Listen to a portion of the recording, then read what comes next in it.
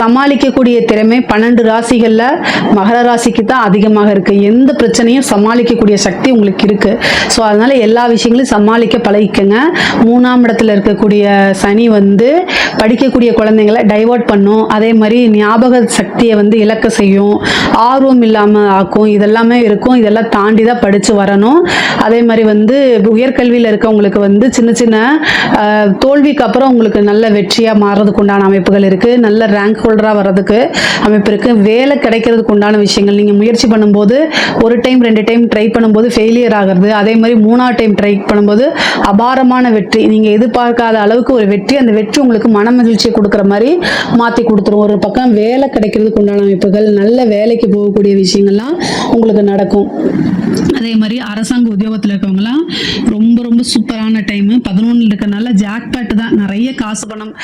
போகும்போது எம்டி பாக்கெட்டாக, வரும்போது பாக்கெட் ஃபுல்லாக அப்படின்னு ஒரு பழமொழி இருக்குல்ல, அந்த மாதிரி காசு பணத்தை அள்ளக்கூடிய நேரங்கள் காலங்கள் இது எல்லாமே இப்போ வருது. உங்களுக்கு கரெக்டாக யூஸ் பண்ணிக்கோங்க.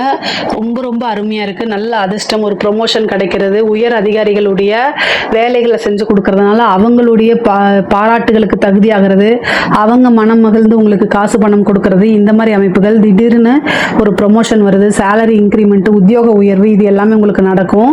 கலைத்துறை சம்மந்தப்பட்டவங்களுக்குலாம் ஒரே நைட்டில் ஒபாமான்னு சொல்கிறோம்ல, ஒரே நைட்டில் உங்களுடைய வீடியோக்கள் வந்து வைரல் ஆகிறது, மில்லியன் கணக்கில் வியூ போடுறது, மீடியாவில் உங்களுக்குன்னு ஒரு ஃப்ரேமு, நிறைய மீடியாக்கள் உங்களை வந்து அப்ரோச் பண்ணுறது, உங்களுடைய திறமைகள் பாராட்டப்பட்டு அங்கீகாரம் வழங்கப்படும், விருதுகள் கொடுக்கப்படுவாங்க, விருதுகள் உங்களுக்கு கொடுப்பாங்க. அதே மாதிரி மக்களிடையே நீங்கள் யார் என்ன அப்படிங்கிறது இவ்வளோ நாள் தெரியாமல் இருந்தால் கூட இந்த டைமில் பிரபலியமாயிருவீங்க. மக்கள்கிட்ட வந்து ஃபேவரட்டான ஒரு கலைஞராக மாறுறதுக்கு உண்டான அமைப்புகள் இருக்குது. நிறைய வாய்ப்புகள் வரும், அதெல்லாம் யூஸ் பண்ணிக்கோங்க. மிகப்பெரிய லெவலில் உங்களுக்கு வளர்ச்சி உறுதிங்க. அரசியல்வாதிகளை பொறுத்த வரைக்கும் தொட்டதெல்லாமே பொண்ணு அப்படிங்கிற மாதிரி மகர ராசியில் இருக்கவங்களுக்கு இது சூப்பரான டைமு. மிகப்பெரிய லெவலில் வளர்ச்சி அப்படிங்கிறது உறுதியாக உண்டு.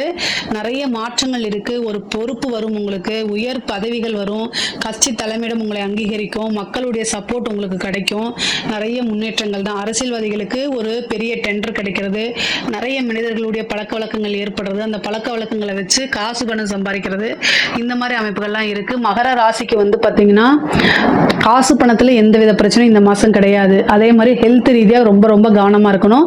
வண்டி வாகனங்களில் போகும்போது ரொம்ப ரொம்ப கவனமாக இருக்கணும். மற்றபடி தெய்வ அனுகூலமும் நிறைய லாபம் சம்பாதிக்கக்கூடிய மாதமாக தான் இந்த மாதம் உங்களுக்கு இருக்குது.